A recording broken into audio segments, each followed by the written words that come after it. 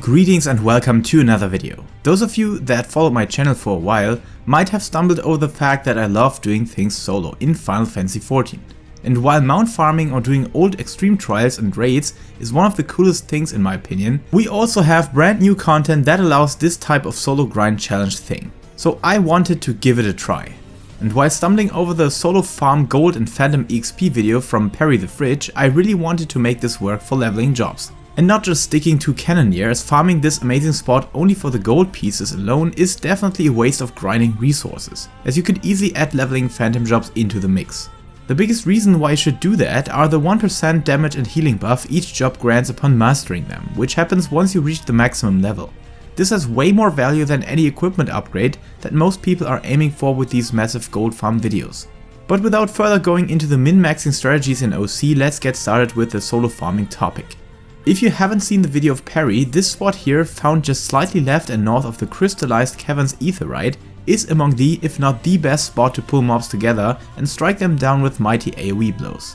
The optimal way of doing it would be to start off as Geomancer before pull, activate the battle bell, and before you start pulling switch over to Canoneer, that is on level 3 at least, and use sprint and begin to pull those mobs ahead.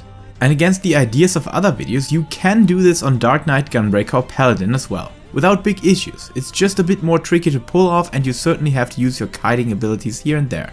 The overall clear time, however, might be exactly the same. It's just a bit safer on warrior and the chances of dying here are heavily reduced on that one-man army job. But to go through my personal optimal rotation here again, which compared to the other videos on YouTube seems to work slightly smoother, and on top of that you only need a Geomancer on level 1 and Canoneer on level 3. But don't worry, we're checking out the alternative version of this with leveling phantom jobs in focus as well. Okay, so once you pull, make sure to activate your Storm's Eye buff by your AoE rotation and also use Provoke to make pulling easier. Then once all mobs are gathered, the sequence is kinda relevant to kill them all in the perfect spot, which is the second wave of your cannon shots. The first two things you want to use, which happens during the final ranged pull already, are Inner Release and Blood Wedding, followed by your next GCD being Decimate. While you want to smash in 3 decimates of Felcleaves as fast as possible to grant access to the Primal Wrath attack, you have plenty of time to do something first. Because right after the first decimate, start off your cannon rotation with Dark Cannon, as this will blind enemies, reducing the chance you get hit significantly, followed by the other 2 cannons immediately afterwards. Then with a couple of seconds left on your decimate rotation, finish that to receive Primal Wrath, use it and finish your Inner Release window with Primal Rend and Ruination. By doing it in this exact order, you bite off some more seconds for your completion time, especially if you have Geomancer leveled up to max already. And also compared to the other contestants, it feels much smoother and you don't have to rely on Holmgang and have it available for those situations when things might go wrong. And of course, having more jobs mastered, or like I said, Geomancer leveled up to the max, makes a big difference in the overall completion time. The second alternation here, stick with this spot and ignore the caverns that are recommended in Perry's video. Regardless of how fast you switch places, you will not pull nearly as much enemies in there as you do on the Gropers. They have a respawn time of just 1 minute and some seconds. So just wait it out at the bottom of the hill and repeat the grind. But of course, if you like some variation in mobs or hate a single second of waiting, then the cavern is a solid route you can go to whenever the first route is cleared.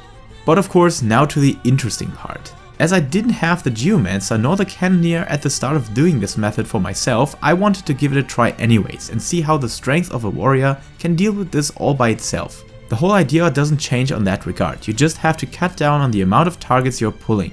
I started with splitting the whole pull into half and was impressed how good warrior is able to deal with this on its own, even without the big hits from Canoneer. Especially after I gathered my first 1600 gold pieces, putting Geomancer into the mix, having this on max level and making use of the stacking buff of Battle Bell is a night and day difference. This can elevate your usual rotation significantly, as this buff will hold for a while being renewed every time a mob hits you. But back to the topic, another big deal of increasing your power output in this content that can help to make this grind more efficient is gear optimization.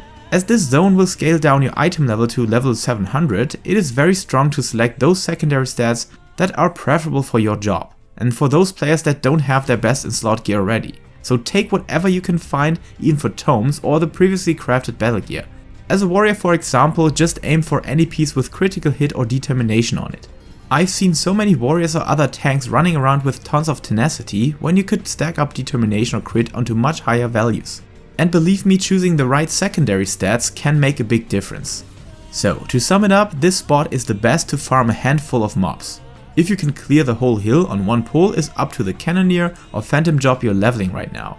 But don't let this demotivate you to just go in with half the pull and take it slowly, which is still way faster than killing enemies normally, or if you really don't need any silver pieces anymore, or just can't stand doing one more critical encounter in your life, this is the way to go.